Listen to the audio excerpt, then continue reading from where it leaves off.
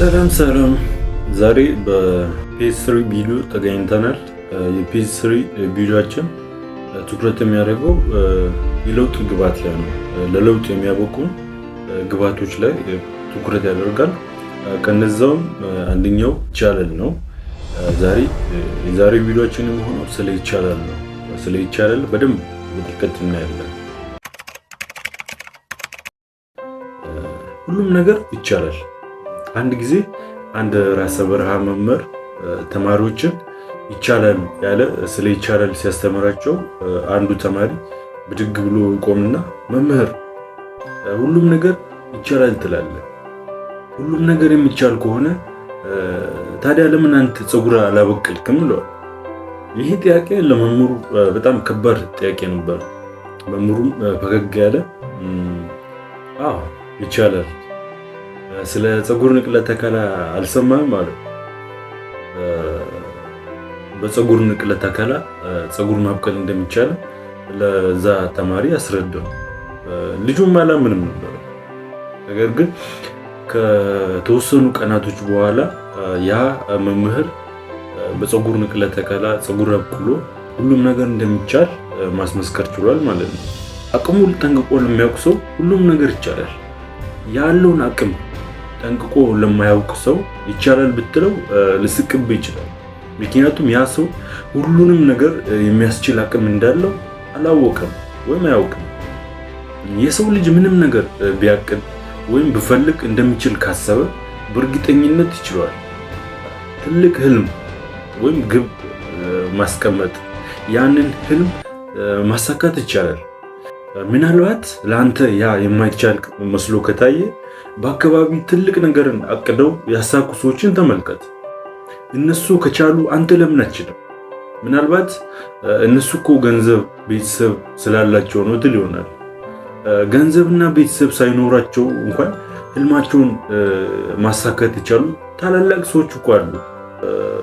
በርካታ ስኬታማ ሰዎችን መመልከት ይችላል።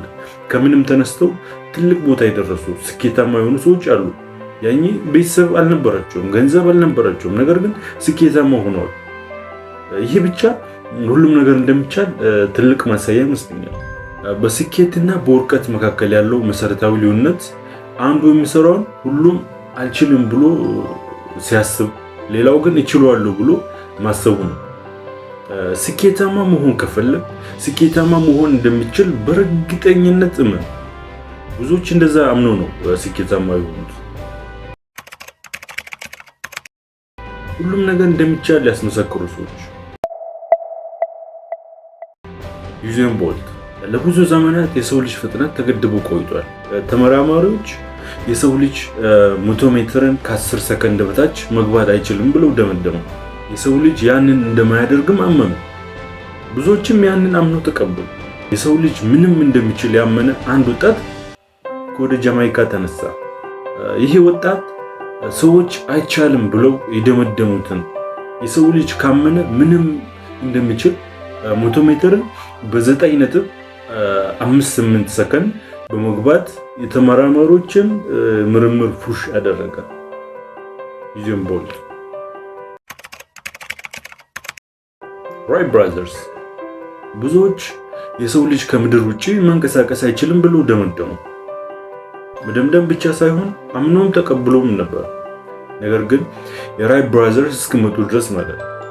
የራይት ብራዘርሶች አይሮፕላንን በወፍ አምሳያ ሰርተው ሰማይ ላይ መብረር ቻሉ። ዛሬ ላይ ሰዎች ሰማይ የነሱ እስኪመስል ድረስ በሰማይ ላይ እንዳሻቸው እንቀሳቀሳሉ። አይሮፕላን ማለት አንድ ያሰላ ወጣት ትምህርት ቤት ለመድረስ 10,000 ኪሎ ሜትር በእግሩ ሲሮጥ አይዞ አትሌት ትሆናለህ፣ በሩጫ ከ27 በላይ ሪከርዶችን ትሰብራለህ፣ ኢትዮጵያ ውስጥ ብዙ ሪዞርቶች፣ ብዙ ሆቴሎች ይኖሩሃል፣ ትልቅ ባለሀብት ትሆናለህ፣ የኢትዮጵያ አትሌቲክስ ፕሬዝዳንት ትሆናለህ ቢባል ማን ያምናል?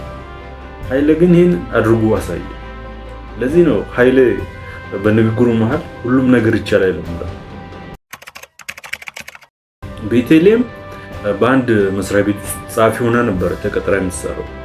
ከዕለታት አንድ ቀን ቤተልሔም ምንም በማታውቀው ምክንያት ከስራ እንዳሰናብቷት ነገራታል። አላመነችም። ባልተገባ መንገድ እንደተባረረች ስታውቅ በጣም ተከፋች፣ ተናደደች። በቀጥታም ወደ ስራ አስኪያጁ ቢሮ ገፍታ ስማ አንተን ልጅን ጭምር የሚቀጠር ድርጅት ይከፍታለሁ አለች። እርግጠኛ ነኝ ስራ አስኪያጁ ሳይስቅባት የቀረ አይመስለኝም። ቤተልሔም ያንን ስትል የተማመነችው ቤተሰብ ወይም ሀብት አልነበራትም።